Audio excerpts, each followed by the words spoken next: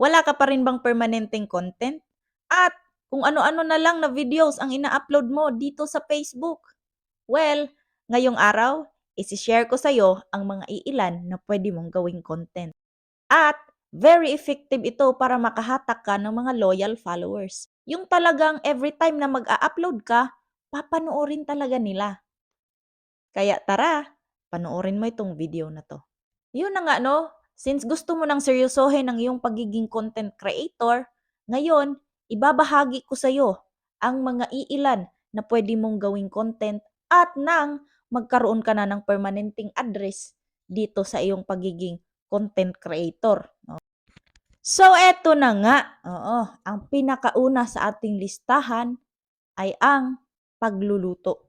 Oo, pagluluto. Kung mahilig kang magluto, eto gawin mo. Bawat araw na nagluluto ka, i-video mo kung proseso ng pagluluto dahil very attractive sa mga viewers na mahihilig kumain ang pagluluto. Kaya kailangan ibahagi mo rin yan kung ikaw ay mahilig magluto. Yan ang permanente mong gawin na content. Pagkatapos ito pa, i-share mo yan sa mga group, oo, ng mga mahilig magluto, oo, mahilig kumain. Marami tayong group dito sa Facebook na it's all about cooking. So, kailangan mag-join ka rin sa mga group ng mga mahilig magluto, no? Pangalawa, kung mahilig ka naman mag-edit, no? So, yun ang gawin mong content. Oo, i-share mo. Dahil ngayon nga ay marami nang gumagawa ng content, maraming nagsa-start gumawa ng mga videos.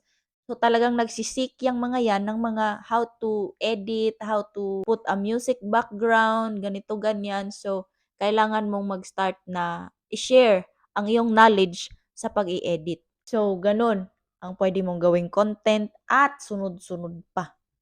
So, dapat sa mga pagtu-tutorial ng mga ganyan, consistent ka mag-upload ng mga videos mo.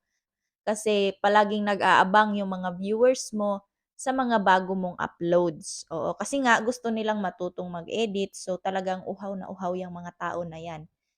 At eto yung pangatlo, eto yung pinaka-effective at ito yung gusto kong gawin pag uwi ko ng Pilipinas. Asking questions to strangers. Oo, halimbawa kung ano yung mga viral ngayon, itatanong mo, oo.